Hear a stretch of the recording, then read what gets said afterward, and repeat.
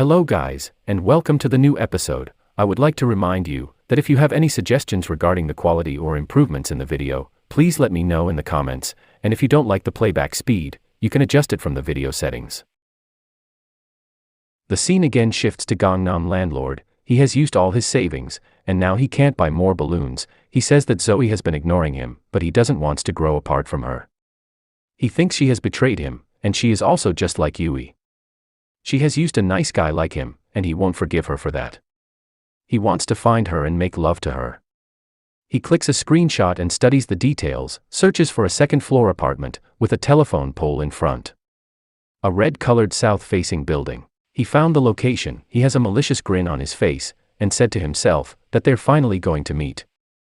Zoe's returning from school, and thinks that she needs just a little more to beat Yui, and she wants to start the stream soon. Gangnam landlord is waiting for her. Zoe is changing. She asked her mom where her clothes are, to which she replied that they must be in the laundry machine, and Zoe looks for them but can't find. She thinks her stuff is getting lost these days. Under a streetlight we can see the culprit sniffing her underwear. Daniel was thinking about Yui's true nature, and what all happened that day. He says he's confused and needs a break. Landlord enters the store. Daniel wonders what he's doing with his phone. He saw him watching Zoe's broadcast and wonders why is this man watching her, even when he's walking. They both lock their eyes and landlord realized that he's caught.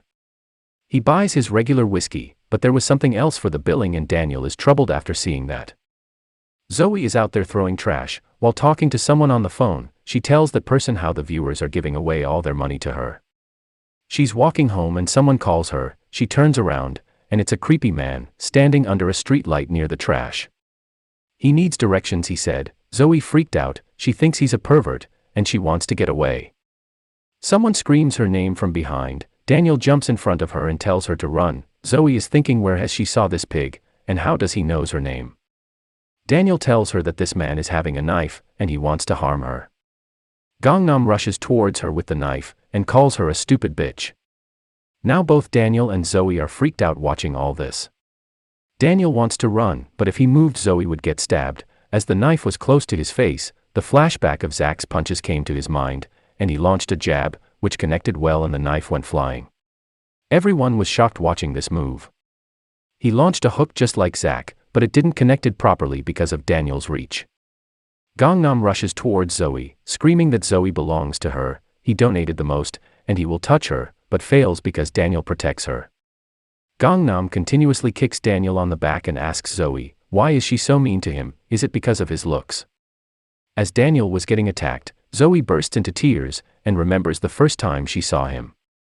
The antagonist again grabs the knife and rushes towards them. Suddenly a dumbbell comes flying and hits him in the head. Vasco arrives and calls out the antagonist to come and face him. A little while ago, we can see the antagonist watching the stream and going to Zoe's place with a knife. Daniel found all this suspicious and decided to follow him.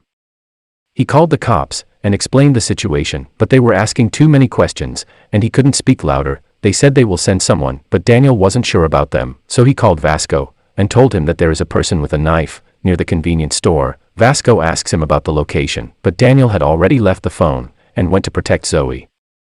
Vasco came running and carrying that dumbbell all the way. The villain again grabs the knife and starts swinging towards them. Vasco stops the knife by grabbing his hand, chokes him and lifts him in the air. He squeezed him so hard that he dropped the knife. Everyone is surprised watching Vasco's physical strength. He clenched his fist to land the final blow, but a voice tells him to stop. It was Gangnam's father, who was begging Vasco to forgive his only son.